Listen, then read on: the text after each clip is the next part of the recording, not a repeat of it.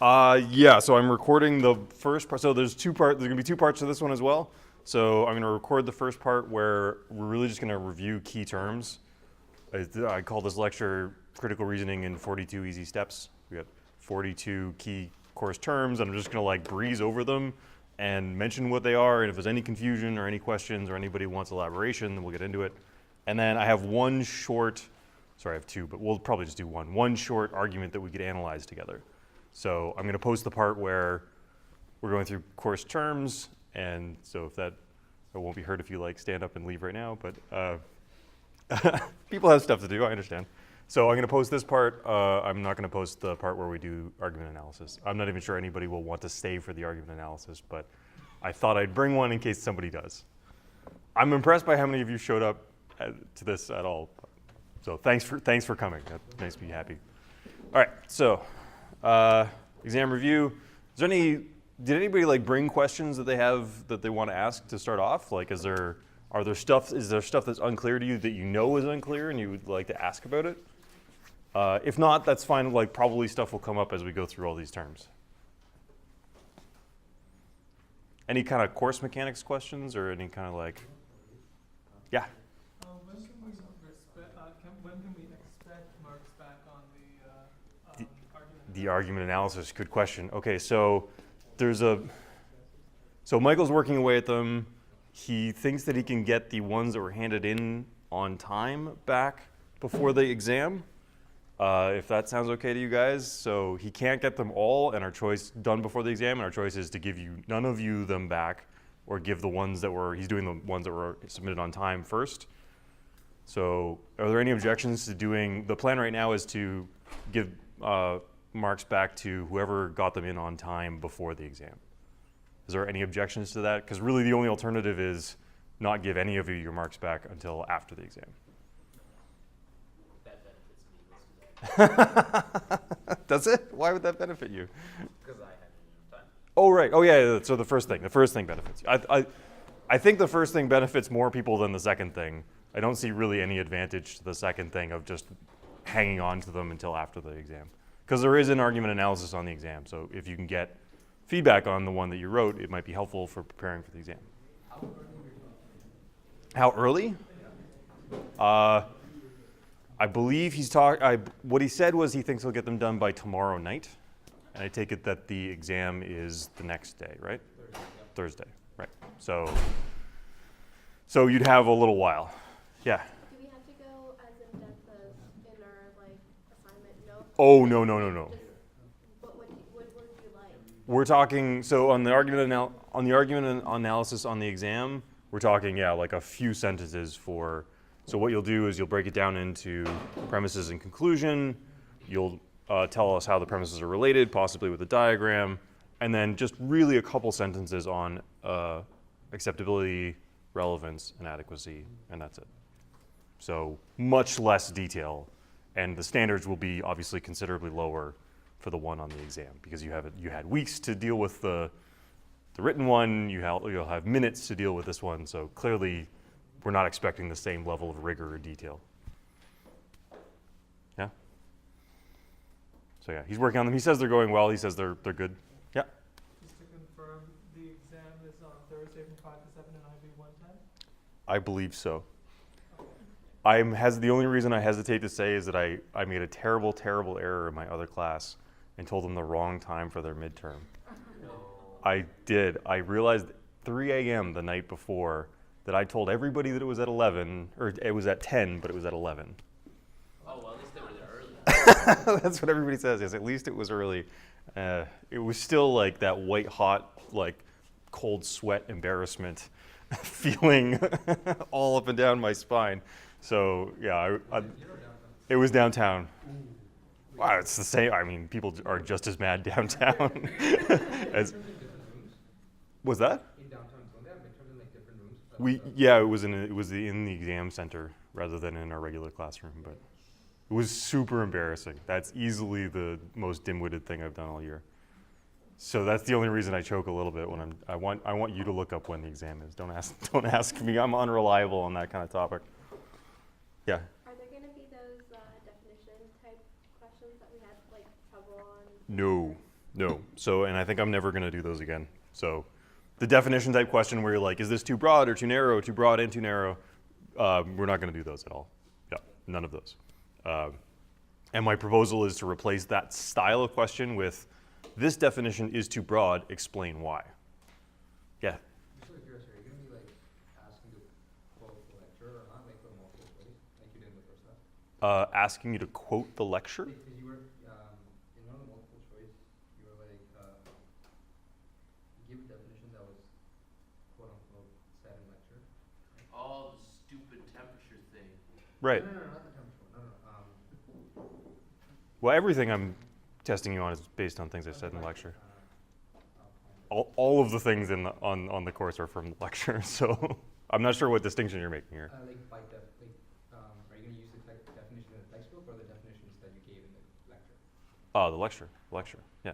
Yeah. Are we gonna have to translate arguments to logic form? Not to logic forms, yeah. There's no sentential logic on the exam either. There's none of that, like, translate to or from logic stuff. None of that. That was another point at which I thought this course could have gotten better. I feel like I either need to really, really teach you sentential logic so you can properly do it, or not even try. I feel like we did this kind of halfway thing where, like, here's sentential logic, sort of, and then we kind of breezed on by it. So I'm going to get to teach this course in September again, so I think either we have to go full on and do like a couple of weeks just on that, or not do it at all. And by the way, any suggestions that you might have for how this course could be improved, I believe the thing is tomorrow. Yeah, so the deadline for course evaluations is tomorrow at midnight. I don't think all that many of you have filled it in yet, so it would be great if you have any suggestions. You might actually spare future students pain and suffering if you fill those out. You can't stop me from teaching this again, no matter how bad an evaluation you give me, but you can help people not suffer as much. So it would be worth your while. It would be helpful to somebody anyway. I guess I haven't signed the contract yet. If you really write an angry enough letter, maybe. Yeah. Just to clarify, are there two course evaluations? There should just be one. I think there's just one course evaluation, isn't there? Yeah, because the courses have number two. Oh. As far as I know, there's just one course evaluation. I didn't set any extra one up. There's just the standard one. So, yeah. You could also email me if you have like specific suggestions that you didn't think of before you did your course evaluation. I'd love to hear from you in any form. Okay. You good? All right. So let's dive in. We're gonna just go through 42 key course terms. I'll post this list of course terms on the Blackboard. I just finished writing it like minutes ago, so I haven't done that yet, but after this class, I'll post this list on the Blackboard, so don't feel you have to write it all down, but like these are all what I consider key course terms, and I was kind of shocked how many of them there are. There's like 40 some. But you should be able to define any of the, basically you should be able to define any of these, you should know what all of these mean, and be able to answer kind of basic questions about them. So like argument, for example. So, and if any of these jump at you as needing clarification, that's what we're looking for basically. But I'll kind of quickly go through these because there's a lot of them. But so an argument is, of course, the set of premises and a conclusion. So something offered as a reason for believing something else, right? The argument is not the premise, and this is something that people get, even after taking this course, people still get this wrong. They say, the author provides an argument for this conclusion, and in this course, what we want you to say is, the argument is both the premises and the conclusion and the implied relation between them. Yeah? If someone just gives, like, I guess, a single premise or conclusion, but that's the whole argument, is that? Just a premise isn't an argument. Just a premise isn't an Just argument. one line, but I guess there's something implied in that. Right, if there's a, yeah, so that's a, Which is oftentimes what I, yeah, yeah. in real life, right? Absolutely, yeah. People in real life often just say a thing and assume that you can figure out what their conclusion is. So they offer you just a premise and assume you can figure out the conclusion.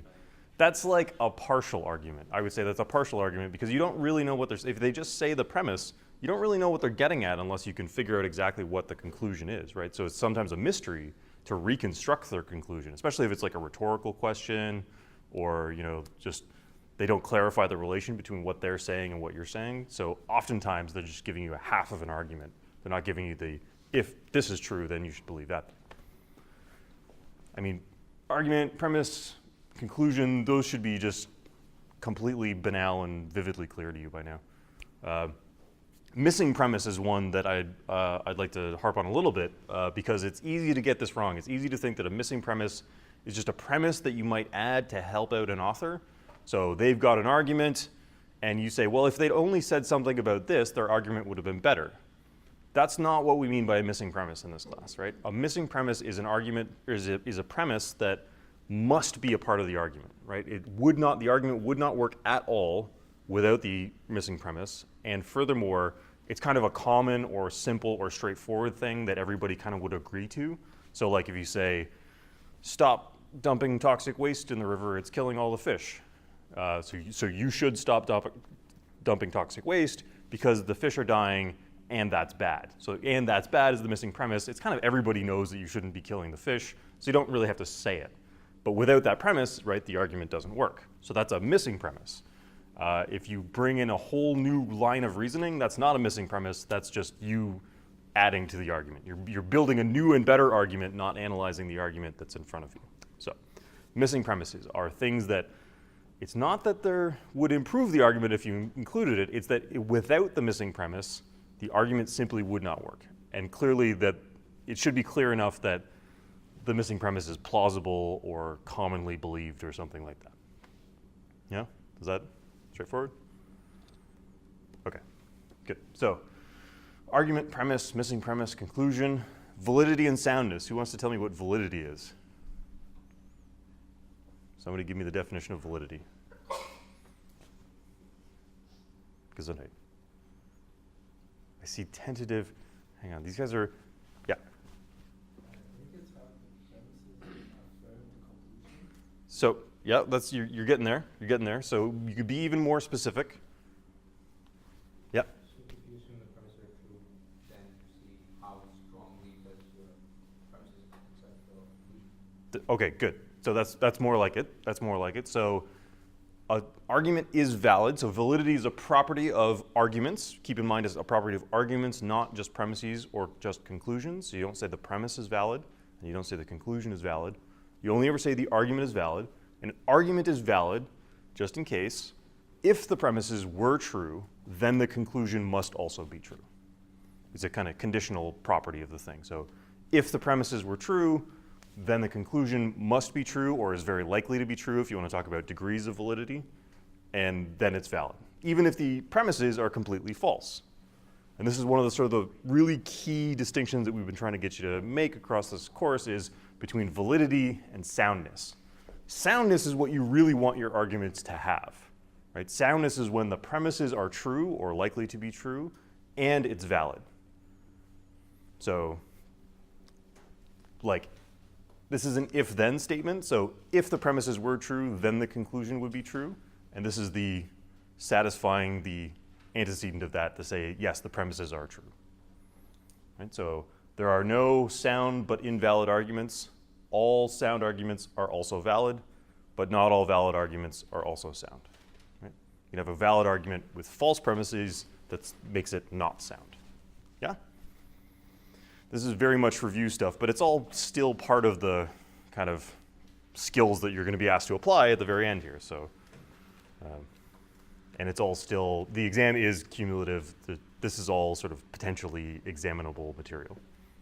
Okay. Any questions on that? This should be super boring. This is going to be the boringest lecture that I've done so far. It's not really a lecture, but more like a list. Okay. So here are terms on conditionals, and you should know all of these. So the conditional is an if-then statement, a hypothetical statement, and of course it's got two parts. The parts are the antecedent and the consequent. And the antecedent, so I was drawing it like this. I will say letter if P then Q. Of course the if P is the antecedent part, and the then Q is the consequent part.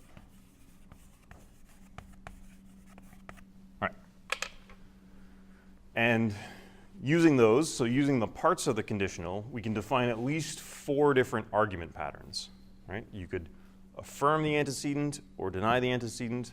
You could affirm the consequent or deny the consequent. Some of those are fallacies, and some of those are perfectly good argument forms, right? Yeah. The conditional has more if that, then that, then that. Yeah. Which one, are both of the thens consequence? Yeah.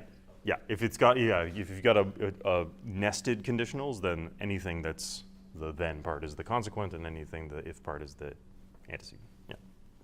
Yeah. Is there only one fallacy in that when you look at it like that? No, there's two. There's two. So, yeah, two of these are, I think. Let's look at it. So, yeah, deny the antecedent. So that would be say, if P then Q, we're saying not P, therefore not Q. Denying the antecedent is a fallacy, right? Because if it's raining, then the sidewalks are wet. It's not raining, therefore the sidewalk is not wet. Well, somebody might be using a hose and spraying off their sidewalk. So that's the conditional does not tell you, so that this is only good if you say if and only if P, and that's a different conditional, right? Wait, what do you mean by fallacy here? Well, it's an error in reasoning. I should have put fallacy on the list. I don't think I included fallacy. Yeah. It's just, I was talking about the validity of the statement. Yeah, this is an invalid argument pattern. No, but I mean, like, isn't it only invalid when your antecedent is true, but your consequent is false? Are all combinations, aren't they all true? Oh, you mean the truth table of the conditional? So.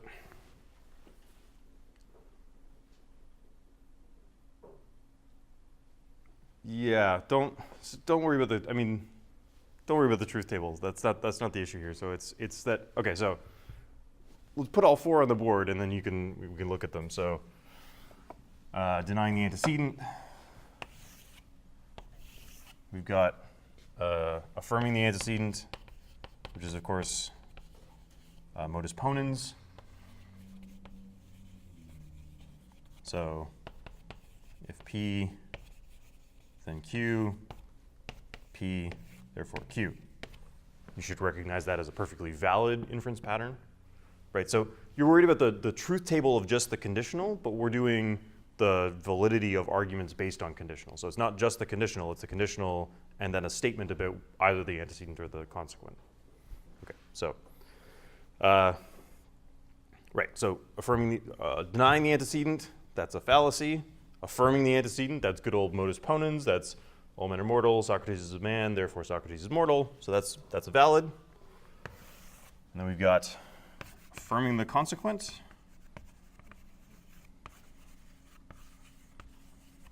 So if P then Q, Q, therefore P. So if it's raining, then the sidewalks are wet. The sidewalks are wet, therefore it's raining. Oh, that's a fallacy. Right? This is an invalid argument pattern. Because what this conditional says is that anytime P is true, Q is also true. But it does not say that the only time that Q is true is when P is true. Right? So again, if it's raining, then the sidewalks are wet. The sidewalks are wet because I hosed them off. Therefore, it's raining, is a mistake in reasoning. Right? So that's the second fallacy here. And then there's, of course, denying the consequence.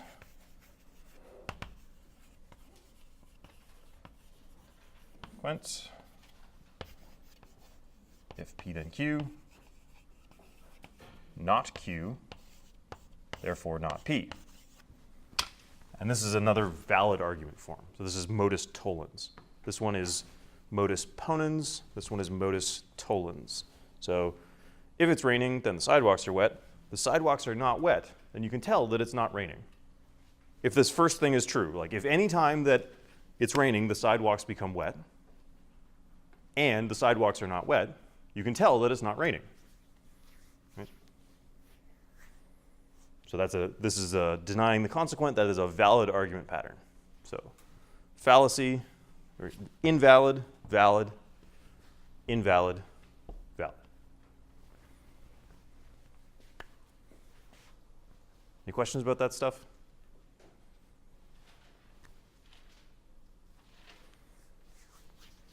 Okay, good.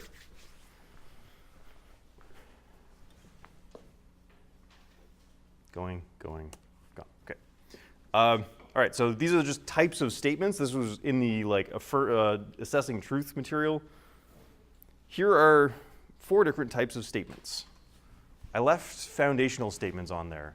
I'm 99% sure I did not include any mention whatsoever of foundational statements on the exam. When I got halfway through explaining it, I'm like, I don't really know what they mean by foundational statements. Your puzzled looks made me question how well I understood what they're talking about. And I thought harder about it. I'm like, I don't really know what that category is supposed to be. So here are 4 categories that you should pay attention to. The difference between an analytic and a synthetic statement, and the difference between an empirical and a normative statement. So analytic is, of course, any statement that's true by definition or true just on the basis of the grammar of the sentence. So if it's either true based on the definitions of the word or the very structure of the sentence itself. So if I say either X or not X, you can tell that that sentence is true, right? Either it's raining or it's not raining. And you don't have to know anything about rain to know that that's true. So that's something that's true just on the structure of the sentence. Yeah, Luke? Math count, since it's with definition of numbers. Yeah. So math counts just in case that you're dealing with an axiomatized system. So the analytic statements are, given these axioms, these are the theorems that follow from them. Yeah. There's debate about this in philosophy of math, but yeah, let's keep it simple. Yes, math is analytic. A synthetic statement is any statement that is not true by definition. So if you one of the tests you can use to determine whether something is a synthetic statement is to say, is the negation of this sentence a contradiction, or is the negation of this sentence a tautology? And if it's neither, then it's synthetic. Yeah. You know how you say math is analytic, right? Aren't the axioms sort of synthetic? So that's why I said math is analytic in the context of an axiomatized system. So given the axioms. But then, given some axioms, didn't Godel prove that there's always going to be statements that you can't prove using those axioms? Yes, he did. And then doesn't that imply that those statements can only be proven synthetically? No, it just implies that they can't be proven analytically. No, once you step out of those axiom systems, right? Like, yeah, I know you're saying that in those axiom systems. Right, so outside of an axiomatic system, it's not clear that the statements are analytic at all. Like, for example, parallel lines never meet. Turns out to be not analytic at all. It's not based on the grammar of the sentence or the meaning of the terms. So that's one of Euclid's axioms, and it turns out to be not even always true. Forget like being analytically true just based on the meaning of a sentence. Sometimes it's false, like, for example, on a non-two-dimensional, not on a non-Euclidean surface. So the axioms are not analytic truths. They're supposed to be foundational claims is actually, I mean, that's what they're supposed to be. They're supposed to be claims that are sort of self-justifying or sort of justified by things that we can't get out of. But this is fascinating questions for a Phil of math class. For today, let's leave it at synthetic statements are statements that, and I want to emphasize that they can be false. Yes, a statement can be synthetic and completely false. So our examples were things like unicorns exist, right? People were horrified by this and they said, no, that's got to be contradictory. Sorry, I left out contradictory out of this list as well. Unicorns exist as contradictory because aren't they fictional by definition? And the answer is no. That's a synthetic statement that happens to be false, right? Or dogs go to heaven was the other example we talked about. Dogs go to heaven, as far as I know, is a synthetic statement that's false, right? As far as I know, you'd have to go to heaven and to check. And the way that you would check is using empirical evidence, that is evidence based on experience, right? So something is empirical just in case it is either based on observations or is the kind of thing that you need to confirm via observation, right? So the moon is filled with cream cheese is an empirical claim that's almost certainly false. But it's the kind of thing that you can't tell that it's false just by definition. You'd have to go check. Right? And obviously nobody's observed the moon being full of cream cheese, but it's nonetheless empirical. Because of the kind of things, because of what you would need to know in order to say whether it's true or false. And this is what we're asking to talk about in the acceptability sections of these argument analyses. What would you need to know? And this is how this stuff relates to doing an argument analysis. If you've got a premise and you're like, well, that's an analytic premise, I don't have to go out into the world and check it because I know it's true just on the basis of its structure or the words in it. Or you've got an empirical statement and you say, now I need to know what's true in the world. Here's how I would go about checking whether this is true or false. Something like that. Yeah? Straightforward. Any questions on that? Good.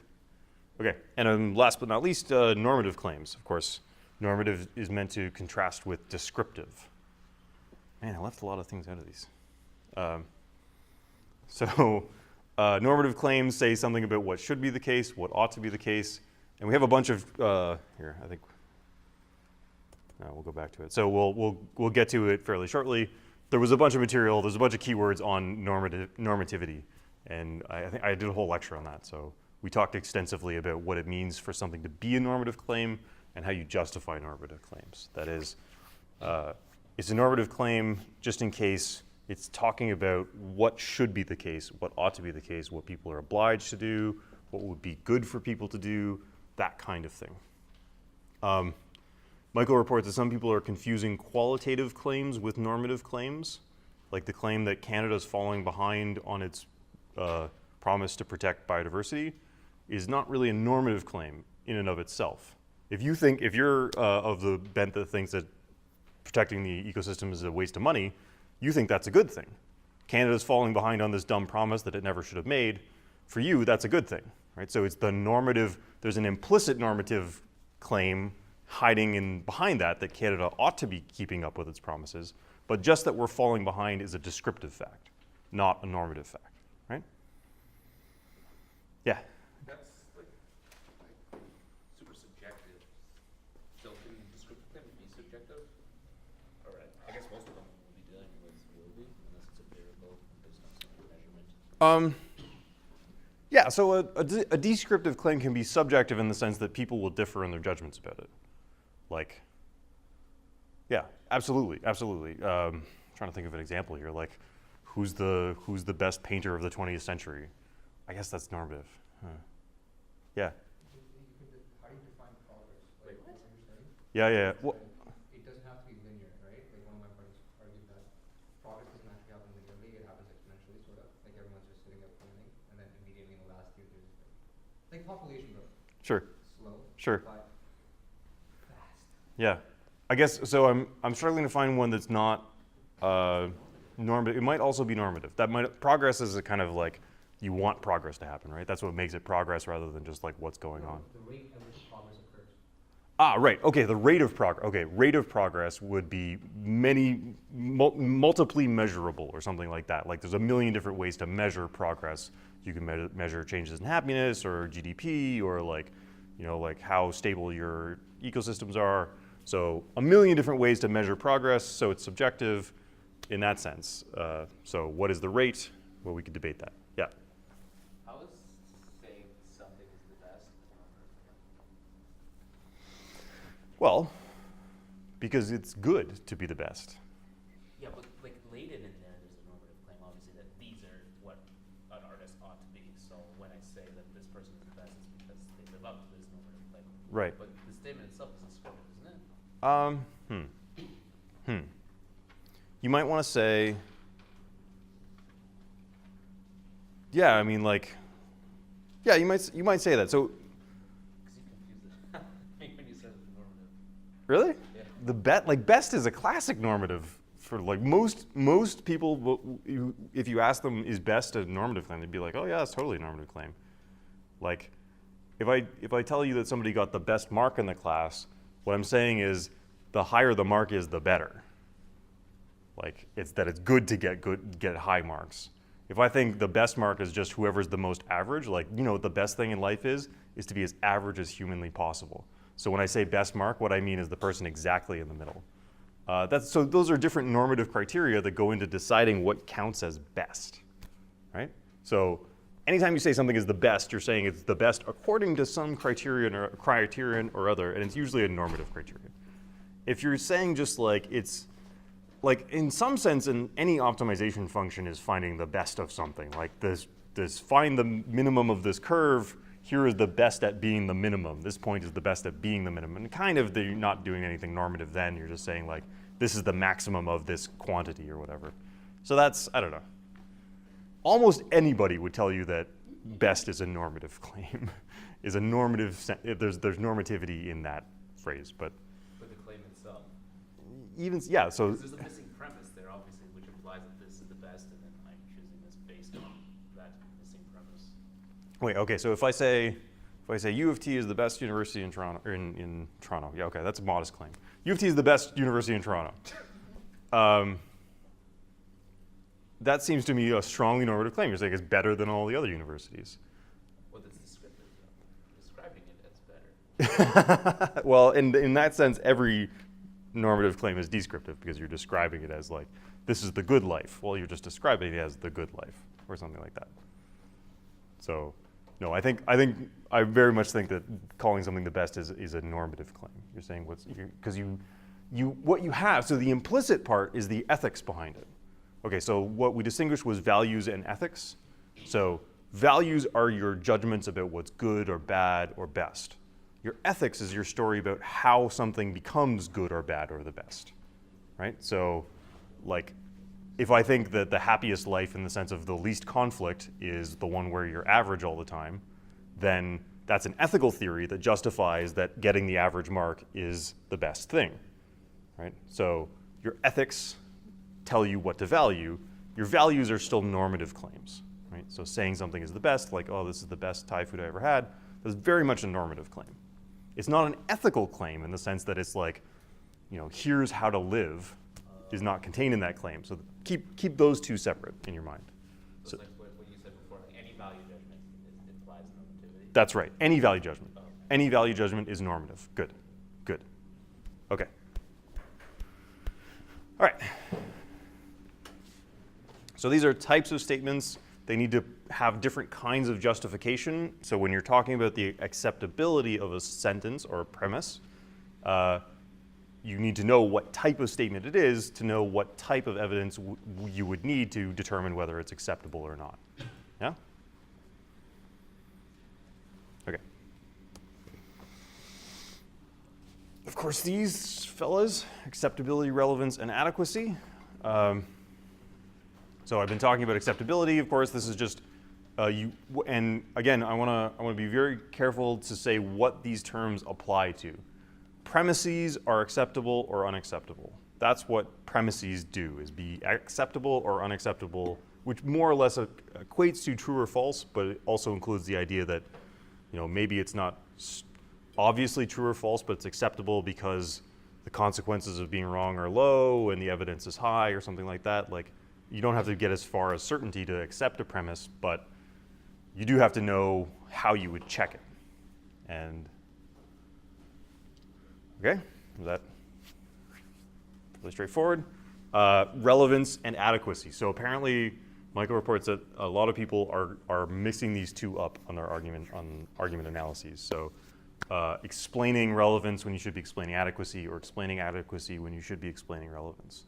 So it's important to keep these two separate because it's entirely possible to have an argument of all true premises that are all relevant to the conclusion and yet not be enough to establish the truth of the conclusion. So if the conclusion is, I've seen 1,000 ducks today, and I tell you I saw 1 duck in the morning, 1 duck in the afternoon, and 1 duck in the evening, those are all perfectly relevant, and they don't happen to be true, but imagine they're true premises that are relevant to the conclusion. However, having seen 3 ducks is not adequate to have established that I've seen 1,000 ducks today, right?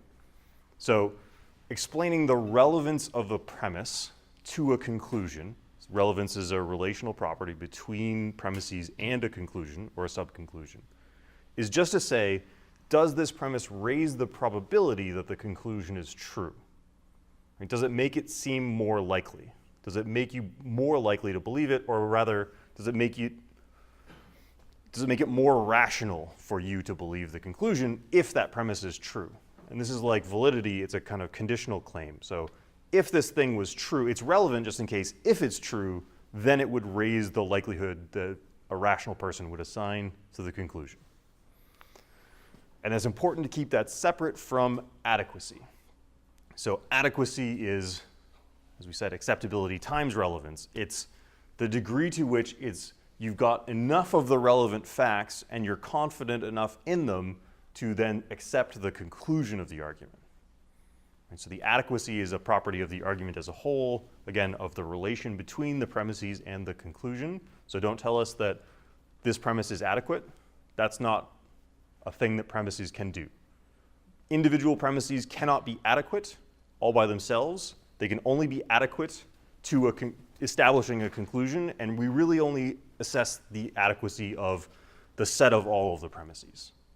Right? So if somebody gave you 20 premises, they don't expect any one of them probably to be adequate for accepting the conclusion. Usually if they've given you 20, it's because they think that they need to give you 20 for the argument to be adequate to establish the conclusion. Right? So keep these in mind. Keep in mind exactly what each of these refer to.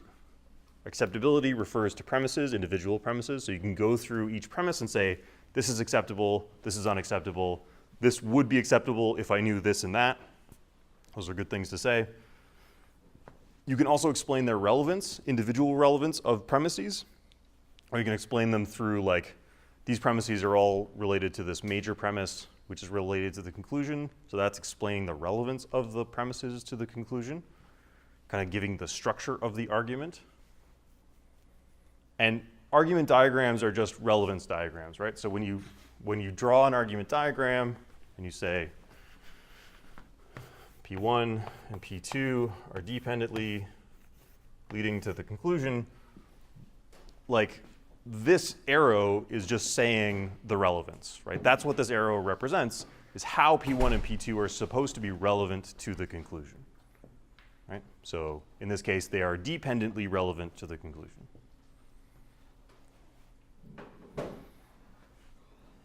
And they can be, and to insist, they can be dependently relevant. It can be P1 is true, P2 is true, they're relevant to the conclusion, and yet they can be wholly inadequate to establishing the conclusion.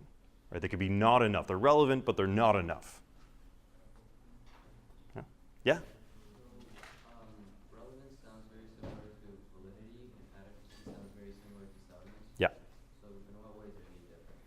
Good question. I'm going to have to think about that. So, I mean, one of the reasons why they distinguish them in this textbook is that validity is typically taken to be a formal property of sentences, and we're trying to deal with the informal context as well. So one way of thinking about this is just that these are soundness and validity for informal reasoning, where soundness and validity in philosophy and logic are typically defined in purely formal deductive terms. So we're including the inductive in that. So a premise can be acceptable. So to say a premise is true is kind of to say something about the world, like what's the case in the world. Whereas saying it's acceptable is saying something about how our knowledge situation with respect to that premise stands. So like, how much do we know about it? How likely is it? And furthermore, like, you know, what would we need to know to figure it out? So acceptability is a little different than truth, just in the sense that you can accept a premise without being sure that it's true, and it being acceptable is not identical with it being true. Like, it can be acceptable, but it turns out like it's acceptable if, you know, like all the signs say 99% probability that this is going to happen. Well, it's probably acceptable. That's an acceptable premise because it's like extremely likely, but it turned out to be false. Right? So that's the difference between acceptability and truth. Is acceptability is that it's rational to believe it, whereas truth is like actually in the world, it's a fact or not. Similarly, so relevance is a little like validity, but to be relevant is not the same as to be valid. So if an inference is valid, so if P then Q, P therefore Q, this is a valid inference because if these two things are true, it guarantees the truth of the conclusion, guarantees it. Validity, we sort of talked about it by coming by degrees, but with relevance, something can be relevant without being adequate. So just because an argument provides relevant premises doesn't mean that that argument guarantees the conclusion. If the argument is adequate, then it provides excellent reason to believe the conclusion is true. Right? So if it's got acceptable premises and those premises are relevant and furthermore they include all of the relevant facts, then you can say that the argument is adequate to establishing the conclusion. But again, that's not exactly the same as saying that the conclusion is guaranteed to be true. So like I would say the main difference between these three ideas and validity and soundness is that validity and soundness typically get defined in a formal context, and these are how we talk about it in informal context, where you have imperfect knowledge. Furthermore, we're not trying to get guarantees of knowledge, we're just trying to get the most rational thing to think in a context. And furthermore, we're usually not in a position to give like conclusive arguments for the conclusion. We're in a position to give arguments that are good enough to change your mind, change where you would assign the probabilities. So that's just what it's like to operate in an informal natural language context versus the nice, crisp, clean world of deductive logic. Yeah. It's a really good question, and I think I should think harder about it because it would be nice to be able to, I feel like we're giving you, basically we give you two different ways of thinking about arguments: soundness, validity, and truth, acceptability, relevance, and I haven't really articulated the difference between them properly. So that's a really good question. Yeah? But if it would sound like either your argument is sound or not sound, right? There's no other options in between. With adequacy, like it's either Good. somewhat adequate or Yeah. near. Yeah, so I was a bit loose with what we were calling a sound argument, but if you ask a logician, a sound argument is an argument is either sound or unsound, that's it. There's no like kind of sound arguments. There's just completely sound, completely unsound. Those are the only options. Because facts are either true or false, and furthermore, arguments are either valid or invalid on the strict sense. Yeah? If it's relevant, doesn't it always arrive to the conclusion? No. This is the example with the ducks, right? So like, if I saw 3 ducks today, that's completely relevant to the question of whether I saw 1,000 ducks today, right? It's highly relevant. There's no question about it. And furthermore, I mean, it might even be true. I might have seen 3 ducks and not even realize. So it's relevant, it's true, but it's not adequate to establish the conclusion. There's not enough evidence yet because there's more facts that could be relevant. So the question is, so you can have relevant premises without having all of the possible relevant premises that could be brought to bear. This is once again like one of the differences between formal and informal contexts of reasoning. In this case, so in affirming the antecedent, if the first thing is true and the second thing is true, there's nothing else you need to know about the universe to tell whether the third thing is true. There's no other facts that are necessary, right? All of the relevant information has been provided to you. If this is true and that's true, end of story, Q is true. Sorry. Whereas if you've been given a bunch of relevant facts and you're confident that those facts are true, this is the point of distinguishing relevance from adequacy, is that often that's not enough, right? Often there's some counter-argument, there's some other issue, like if you say, this is important, they might say, yeah, it is important. You've given me a bunch of relevant reasons to think that that thing is important. But here's another thing that's also important, and you didn't consider that, right? So you haven't given the complete set of relevant facts. And in informal contexts, relevance is this wide open property. It's this extremely ill-defined property. Again, this is the one thing that humans can do that computers can't do yet, is determine what's relevant in a context, because it's a wide open property. You can tell computers what's relevant, and they're really good at crunching through that, using using the framework that you gave them to figure out what to do. Like if you tell it, here's how you win at chess, like here's what winning at chess looks like, now crunch through the numbers and figure out how to get me there, the computer is excellent. If you tell it, figure out what I should do today, no good. No good at all. Yeah. What about the Google machine that just like taught itself to run? That taught itself to run. Well, again, so they gave it the goal state. So they said, I want you to do I guess they used a neural net or a genetic algorithm or something. I don't know what the details are, but like. It's like a machine that like produces animations, I guess. Yeah. They wanted it to get from point A to point B. Right. Like configure an animation doing that. So. It looks almost identically to a human running very stupidly in the direction that they wanted it to go. So in that case, what Google's done is said, okay, computer, here's what's relevant. Running fast. So we'll try out a bunch of things, and whichever runs fastest, that's the one that we select, right?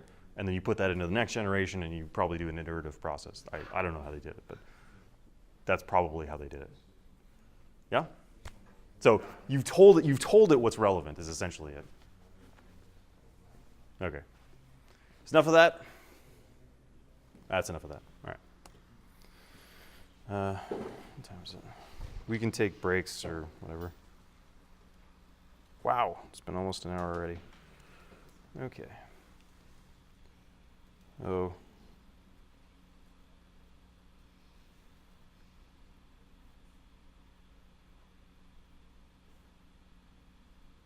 Sorry, just one second.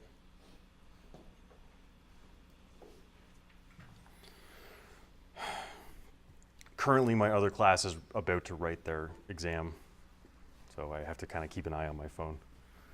It's like right this minute, I think they're walking into the exam room. Okay. So if I take a phone call in the middle of this class, I'm sorry, but I have to. Okay. So, oh, I skipped one. Sorry. Yeah. All right. These things. So these, I'll just remind you what these say. So Kant's law was that thing about ought implies can. Remember that? So you cannot be obliged to do something that you cannot do. Right? That's fairly straightforward.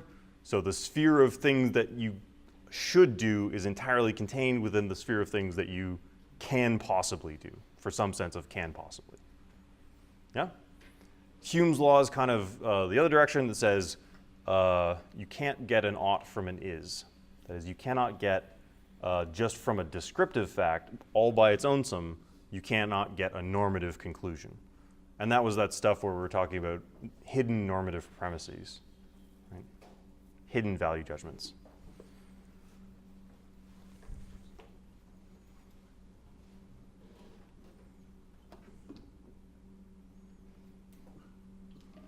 Sorry.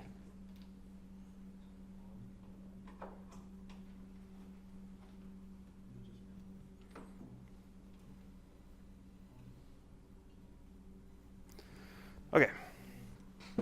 So Kant's law, ought implies can. Hume's law, you can't get an ought from an is. Those are the slogans. Are they fairly clear what those ethical principles say? Why they are included?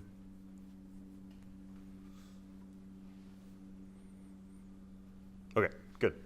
And the naturalistic fallacy was, this is out of place. I have a bunch of fallacies elsewhere, but the naturalistic fallacy was a lot like Hume's law.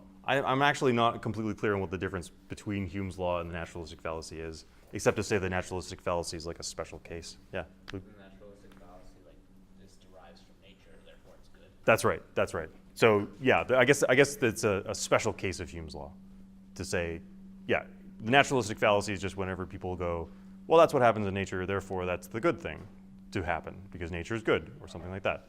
And nature is great in a great many ways, and we wouldn't be alive without it, but at the same time, you don't want to just infer that because something's natural that it's good. Yeah? So that's in the ethics section just because it's an ethical fallacy. All right? Yeah? Is it a fallacy used in any context, like outside of ethics too? I guess other than like maybe like environmental science. Like people with shortly after the development of Darwinism, people got really excited about the idea that Darwin had proved that life is just a competition, so it's okay to eat your enemies, something like that. Like, not literally eat them, but like, you know, however much you can steal from other people is okay because life is just a competition for survival, because that's what Darwin said. And that's a classic case of the naturalistic fallacy. This is what's called social Darwinism, which is like, it's okay for Europeans to crash around the world colonizing whoever they want because that's just the Darwinian struggle for survival. It's great because it's natural. So this was it was a big movement, and like, where lots of people made this error in that context. That's the one that's on my mind. Probably there are others.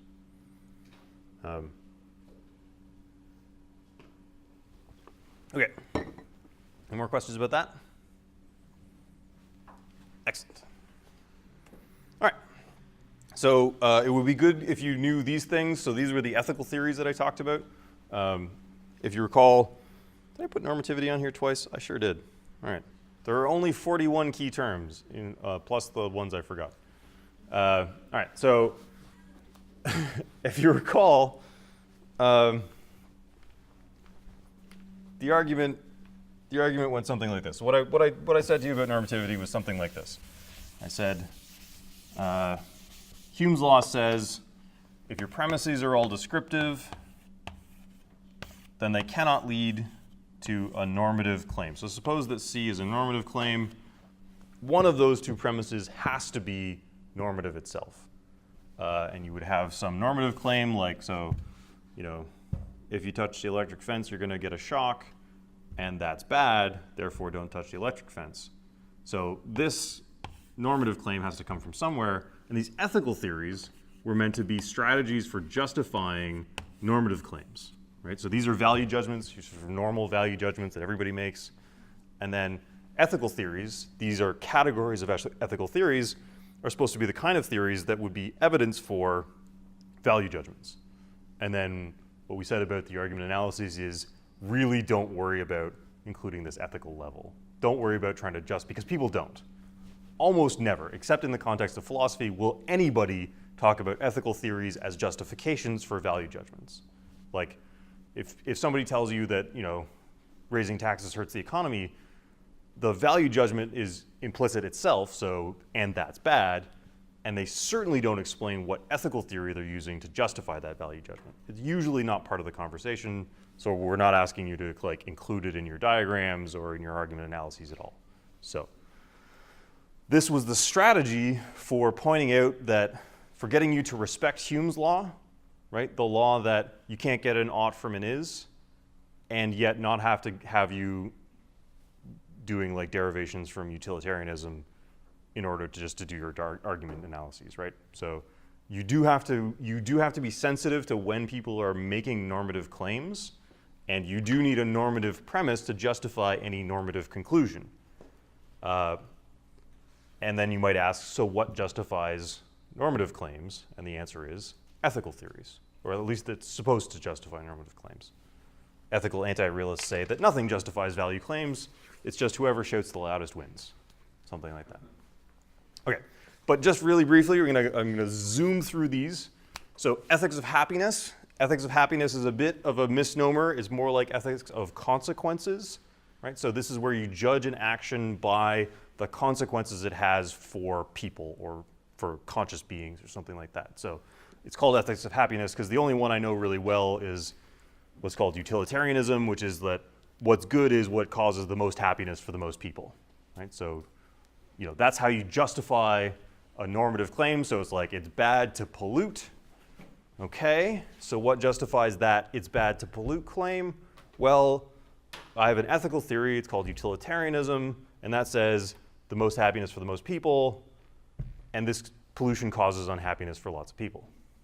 That's the structure of justifying normative claims. Yeah? Are you even going to ask us anything about ethics on the test? These are entirely testable terms. These key terms are fully testable. Testable. You can test us on the Swiss cheese of the moon. Yes, it's true. I might. Well, I'm not going to answer that. I've gone through and picked out all of the terms that I think you should know going into the exam. I'm not going to specify any further within that list what is exactly on the test. There's also two versions of the exam, so I can't remember exactly what's on.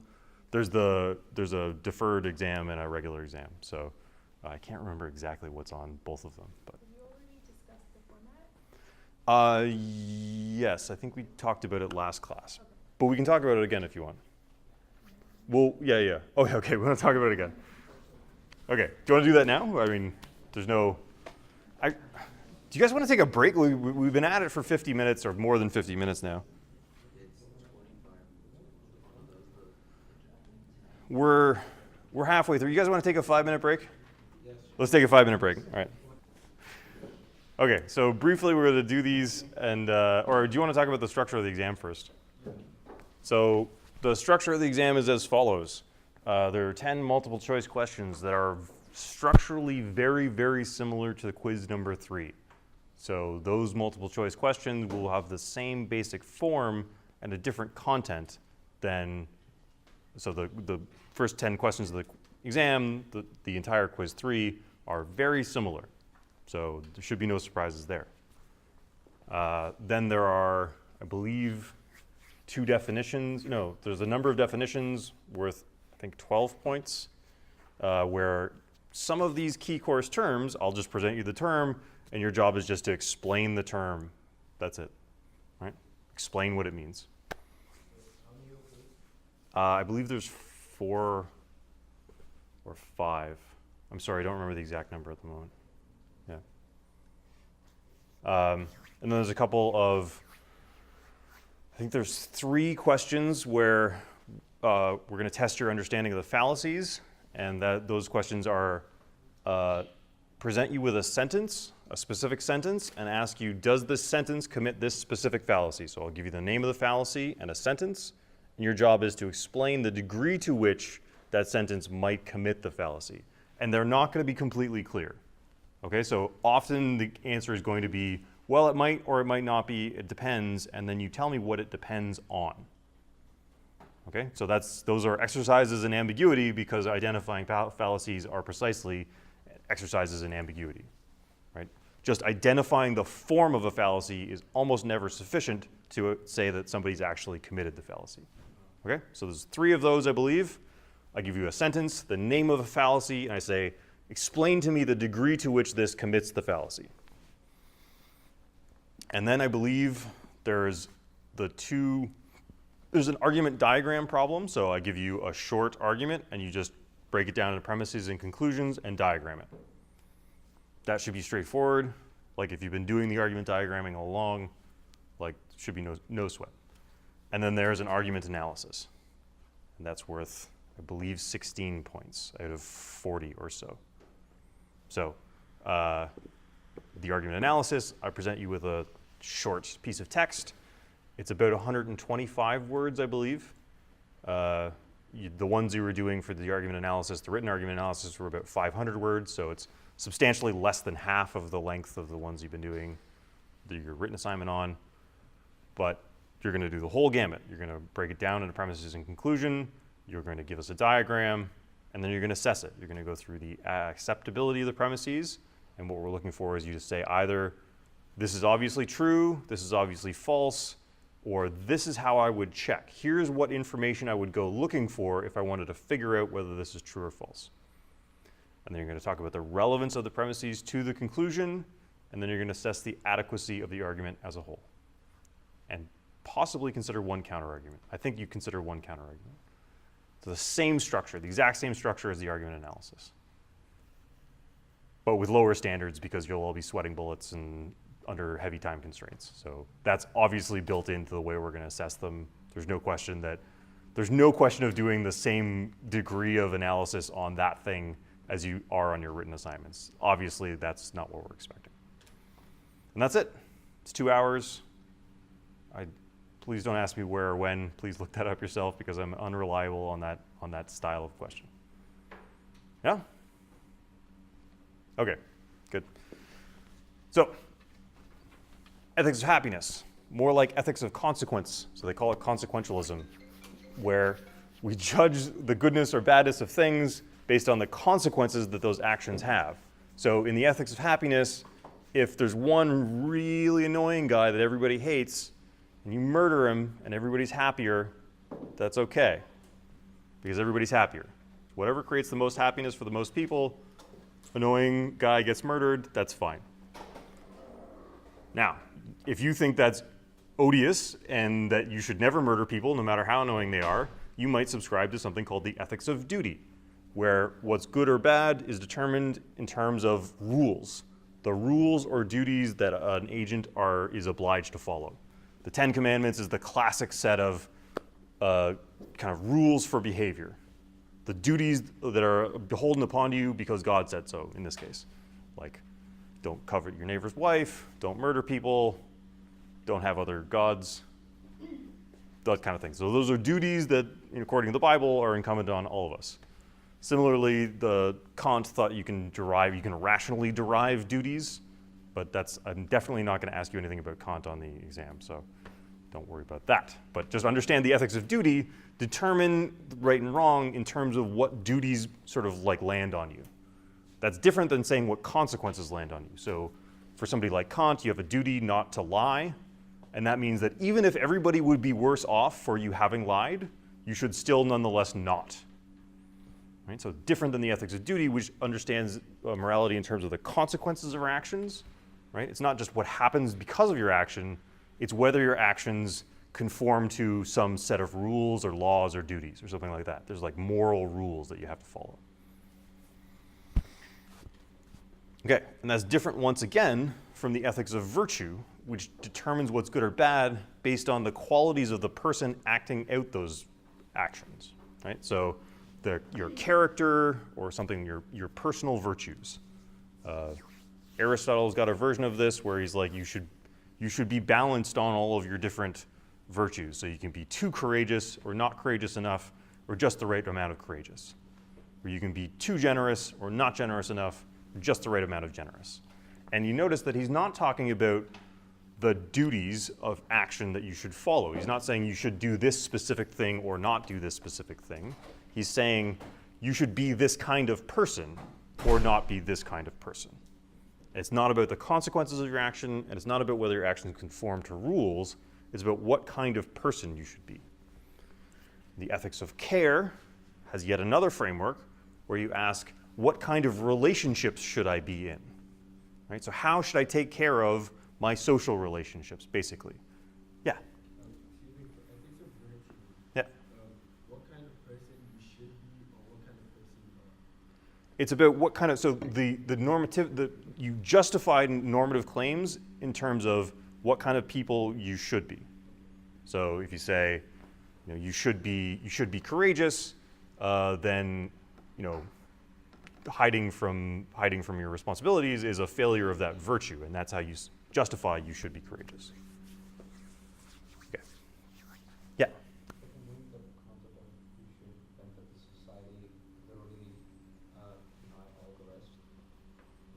Deny all the rest of what?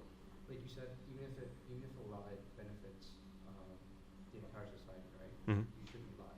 Isn't that kind of contradictory to the concept of you should benefit the society? Like you should be. So in which framework are we talking about? Virtue. In virtue ethics, yeah. Yes, you should benefit the society, right? Like you should do things that benefit the society. That's not necessarily one of the virtues. So Buddhism doesn't, early Theravadan Buddhism doesn't hold that at all. They say, screw society. Your only obligation is to your own karma, your own salvation. You should leave, actually what they say is a good person leaves society as much as possible because it's corrupt and degrading and full of suffering. And you should go find a nice quiet tree in a mango grove and sit under it until you're enlightened. And that's it. So there's no concept of benefiting society. That's more of like if you're familiar with Chinese Mahayana Buddhism, that's more where you get the I vow to try to benefit all sentient beings and that kind of style of thing.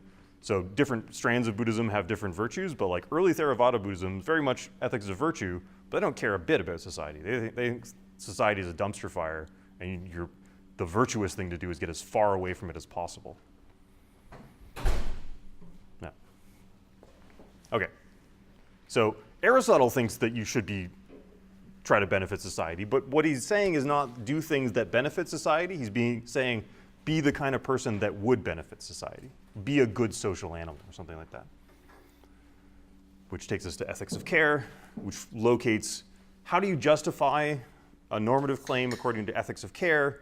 It's that you think about it in terms of your social relationships, basically. You should do the things that maintain your social relationships in their proper order, right? So the classic person here is Confucius, and Confucius's ethics is entirely built around how to be a good person in terms of being a good parent to your children or child to your parent, how to be a good sibling, how to be a good husband to your wife, how to be a good wife to your husband, how to be a good citizen, how to be a good ruler. So those are all social relationships, and what they think is the basis of all ethics is get your social relationships right. And again, like just like with ethics of virtue, there's a wide variety of, all of these are just types of ethical theories. They're not ethical theories themselves. So these are categories under which a given ethical theory might fall, and one theory might fall under more than one of them. But if you just get the rough type, that should be just perfectly fine. So they don't actually conflict each other? No, just like any, so it's not necessarily the case that a given ethical theory must fall under one and only one. It could fall under multiple. So for example, rule utilitarianism says you should follow those rules that create the most happiness. So they say even if there's one really annoying guy and everybody would be better off murdering him, you should have a rule. The rule, don't murder, creates more happiness than not having the rule in general, so you should follow that rule. So that's rule utilitarianism, not act utilitarianism, and that would fall under both ethics of happiness and ethics of duty, because you're saying pick the rule that produces the most happiness. So it's got both in it. So yeah, these are not exclusive categories. Like you could have, there's lots of overlapping stuff here, but yeah. Okay? Is there one that is on all of them? Not that I know of. And it depends on how willing you are to rephrase things and kind of push things into these categories. Like if you have a long, tortured explanation for how you can make them interchangeable. This is one of the great debates of ethics. Like this is how ethicists argue. They try to say, well, yes, they try to find cases that try to find cases that are like wedge cases where your intuitions go in one clear direction and one theory can't explain it but another can, and that's how they try to argue for their favorite theory. So like try to defeat utilitarianism by showing how it produces a bunch of counterintuitive things. Doesn't matter. For our purposes, it doesn't matter. This is just how ethical philosophers debate with each other. All right. And I already did normativity. Okay. This is just a mix of ethics and generalizations because I ran out of room on my slides. You should know the difference between hypothetical and categorical imperatives. If you recall this, so a hypothetical imperative, an imperative is saying you should do something. An imperative is a kind of sentence where you say, go clean your room. That's an imperative. I'm giving you an imperative to go clean your room. A hypothetical imperative is of the structure of an if-then structure. So if you want to succeed at sports, you have to practice. Right? I believe that. I also don't practice any sports because I don't care about succeeding at sports. Right? So I accept the hypothetical because I clearly know that if you want this thing, then you should do that. Right? So the way to get good at sports is to practice really hard. I take it everybody agrees on that. So the hypothetical imperative says, if you want this goal, then you should do this thing. And the categorical imperative says simply do this thing. Just do this thing. The end. Okay?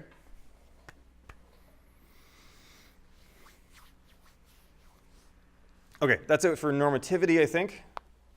Hypothetical, if then, categorical, just do it. Do you recall statistical syllogism and statistical generalization? So these were the two different kinds of inferences from sample to population and population to sample. So you get a sample and you get a population.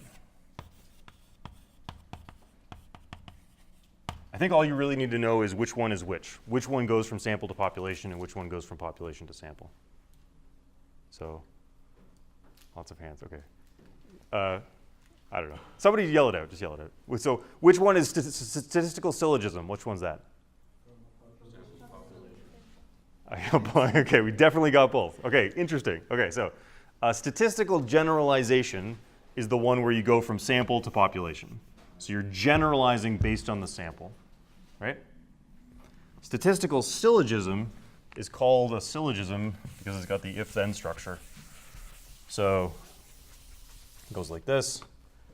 So you're going from population to sample. So 10% of X's are y, A is an x. Therefore, there's a 10% probability that A is y. Or A is a y, something like that. So it's a kind of syllogism with percentages in. It's a statistical syllogism. That's going from a population, so the population of all x's have the property, 10% of the population of all x's have the property y, and this object A is a member of this population. Therefore, there's a 10% chance that A has the property y. Statistical syllogism. Yeah? Yeah? In the quiz, about the all fish we've caught so far have been too small to eat. Yep. Right? And then you said, so I don't think you're going to catch a big one for dinner, right? Yep. So aren't you doing both at the same time? Like you're saying, we have a sample, then we are going to infer that, okay, the population is happening. Yep. And then therefore, the next sample is not going to have any of those. So aren't you using the population to infer about the sample as well? If you said there aren't any big fishes to eat, that's a different story, right? But you Okay. say we won't get any from the dinner. Okay. I guess so. I'm just curious. Yeah, I guess so. Yep. Okay. Okay, good on this? Okay.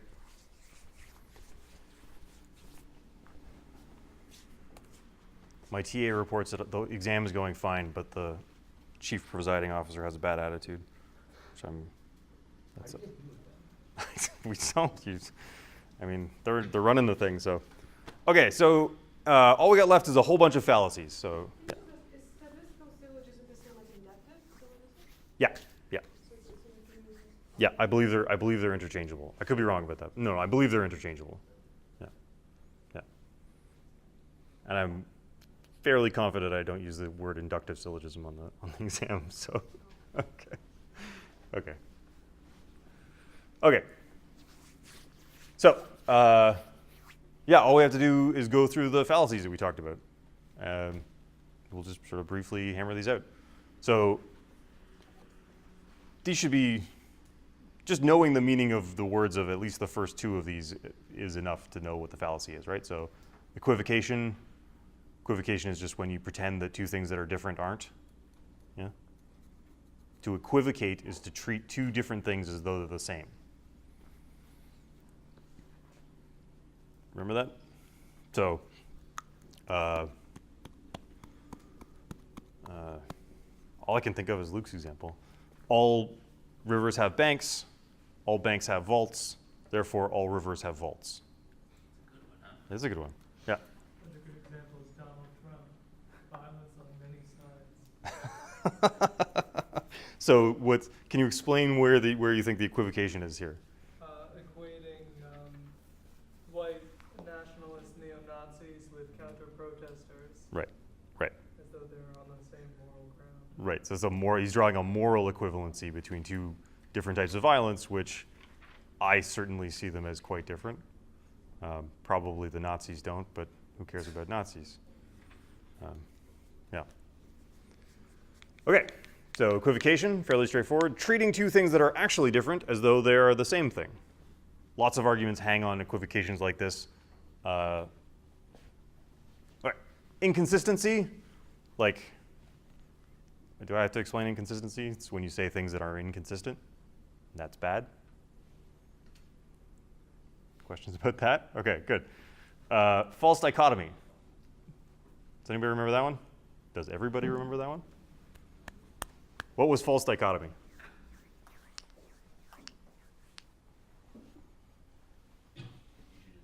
Oh, yeah. Make it seem as though there are only two options, but in reality there are more. That's right. That's right. So a dichotomy is where you say it's either this or that, and it's a sort of exclusive or. So it's one thing or the other thing, but not both things.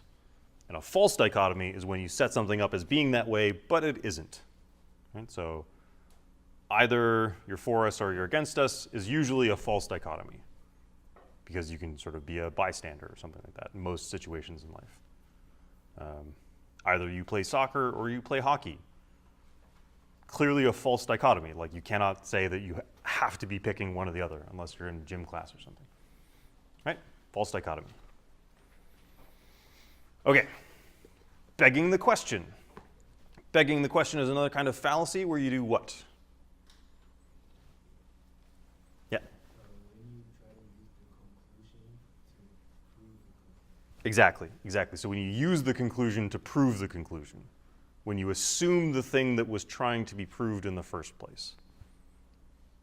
And often it's just, you just rephrase the conclusion and then act as though that's proof. Yeah. Should be straightforward. Appeal to authority. This is one that apparently is not getting perfect treatment in the argument analyses. So we talked about appeal to authority. We talked about legitimate and illegitimate appeals to authority.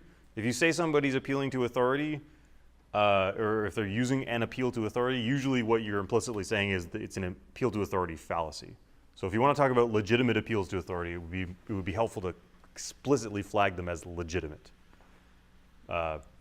Again, appealing to authority is fine in cases where there is a real authority, there is some expert consensus, there's some reason to believe that the authority has like good knowledge or something like that. Like if you ask chemists about chemistry, you know, they pretty much agree about the basics of chemistry. There's not a lot of debate about the essential features of the periodic table or anything. Yeah. So with regards to the paper, can we talk about it? Sure. Like, what was the problem with the? He didn't specify. It was just an email that he sent me. He said people are stumbling over appeal to authority. Like we're using it that not enough, too much. And not that it's just being misused. Was exactly what he said. Well, to say so, if you find that he unfairly accused you of misusing it, then let me know. Then we'll fix that. Okay, but everybody's clear, right? That just appealing to authority is not in and of itself a fallacy, right? Just citing an authority is not an error in reasoning, right? Everybody's clear on that point? Like if you couldn't cite authorities, you wouldn't have much knowledge about anything. I personally have run almost no chemistry experiments in my life, and yet I believe a bunch of facts about chemistry. The only reason I believe them is because somebody with authority told me to believe them. That's it. And I think that's a pretty rational strategy for getting through the world, given the number of chemistry experiments I can reasonably execute on my own in my apartment. Yeah? Is it fallacious to take it because they're them rather than because they present you or they, Well, there's a body of work that you can verify it with, as you kind of discussed. like, it depends who they are and whether they actually have authority. Like, Well, like a scientist, right? right, It's like Right. you know, chemists. right. So this, The chemist says this. yeah. So is it, if someone said you should believe it because he's a chemist? I mean, so if what we're talking about is chemistry, and the part of chemistry that we're talking about is not really under debate, that there's an expert consensus, then that's not a fallacy, right? So if you're like, why do you believe that carbon has 4 free electrons? Well, I didn't, but I said it now. Okay, well now you should believe that carbon has 4 free electrons, or that unbonded carbon has 4 free electrons, because really smart chemists told us so.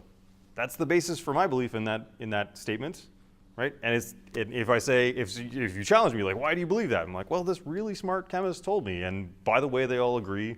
By the way, they've got a whole bunch of evidence to back up their view. That's not a fallacy. That's the basis of my understanding of organic chemistry, right?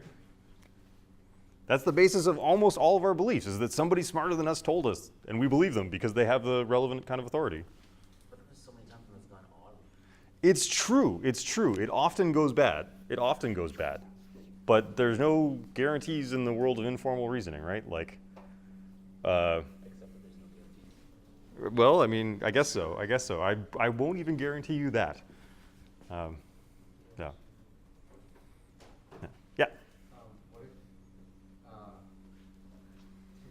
two well-known people are arguing, like two Right. Right, so there's a debate between experts. Yes. Right, so two chemists get up and try to debate the exact nature of the electron shells.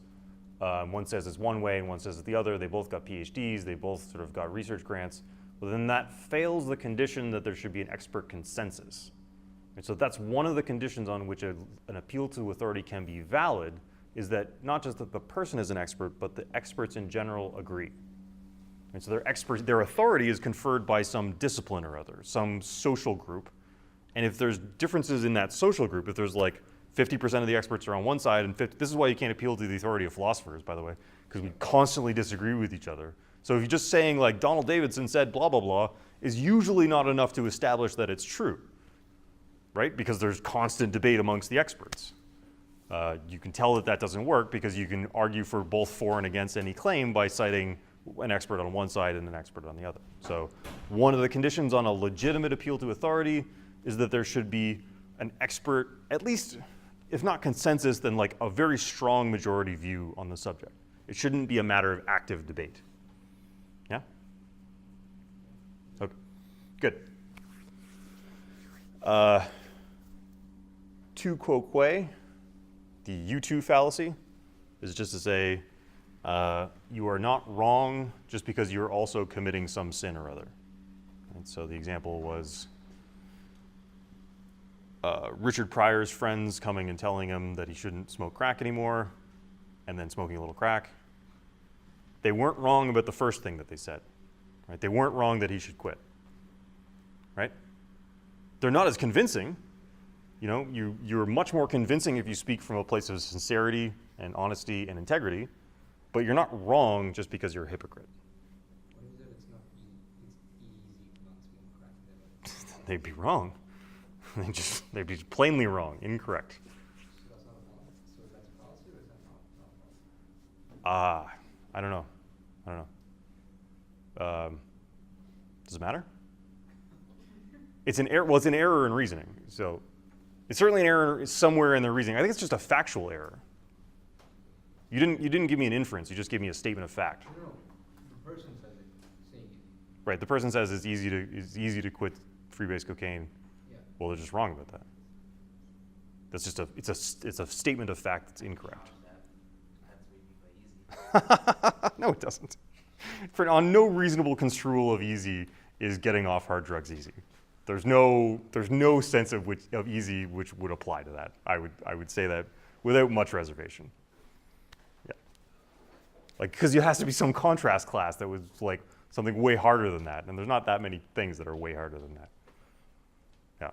Anyway, okay, let's not dwell on this issue, as it has very, very little to do with the course. All right, last page. Ad hominem, another one that you should get really clear on. Ad hominem is where you're saying somebody is wrong because they're a bad person. That's not a reason, just like tu quoque, that's not a reason to think that somebody's wrong about a specific thing they said. Right? Which is different than saying you're a bad person because of blank. Right? If the conclusion of the argument is you're a bad person, that's not an argument, it's not an ad hominem. Well, it's an attack on the person, but it's not an ad hominem fallacy. The fallacy is, you're a bad person, therefore I don't believe you. Now, it's not an ad hominem fallacy to say, you never studied chemistry, so I don't believe what you say about chemistry. Right? That's a fact about whether you're reliable in the things that you're saying. Right? Or, I'm not going to be friends with you because you're mean all the time. Right? That's not a fallacy because it's a relevant thing to say, right? It's just a matter of the relevance of the issue. So, Donald Trump is wrong on trade tariffs because he's a terrible dresser. It's just irrelevant to the conclusion, right? You're attacking the person, and it might make you think worse of the person, but that doesn't make them wrong on a specific issue that they're talking about. Yeah, Luke. The first example, wouldn't the claim be a little bit too strong? Well, remind me what I said again. You've never studied chemistry, so anything you say about chemistry, I can't believe. Right. Someone could know some stuff about chemistry without actually studying. I guess so. If you mean study in a strong sense, like take a bunch of classes or something like that. Yeah, yeah. If you've never read anything about it, then I really don't think you have much to say about it. So, But yeah, depends on what you mean by study. Yeah. Okay. Straw man fallacy. Straw man fallacy is the one where you just assume that the person you're speaking to is making a much stronger claim than the one that they meant, right? So, or a much harder to defend claim. Right? You just misconstrue their conclusion, and therefore sort of make their whatever evidence. If you assume that they're arguing for a much stronger conclusion, whatever evidence they brought to bear is going to be less effective. It's going to be less adequate to establish it. Fairly easy. I don't think this is just like you've made a factual error about what the person is saying. It's fairly straightforward. Okay. Appeal to ignorance. This is stuff we did. I mean, we did this. Hopefully we can go through these quickly because we did this all like yesterday, literally yesterday. Okay, so appeal to ignorance is just the one where you say there's a lack of evidence for this thing, and therefore that's evidence that it doesn't exist.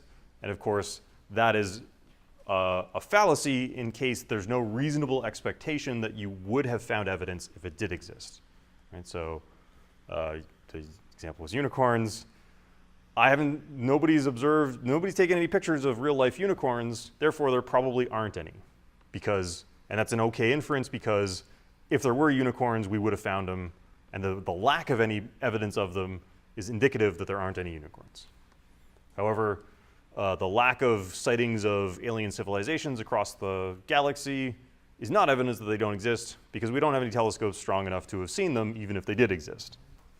Right? So there's no reasonable expectation that we would have the evidence if it did exist, and therefore appealing to its lack of evidence is not evidence that no aliens exist. Okay, appeal to ignorance. Slippery slope. Is the slope actually slippery? Right? So there's a chain of inference that says X leads to Y leads to Z, and is the slope actually slippery? Is X actually likely to lead to Y? Is Y actually likely to lead to Z? Post hoc fallacy.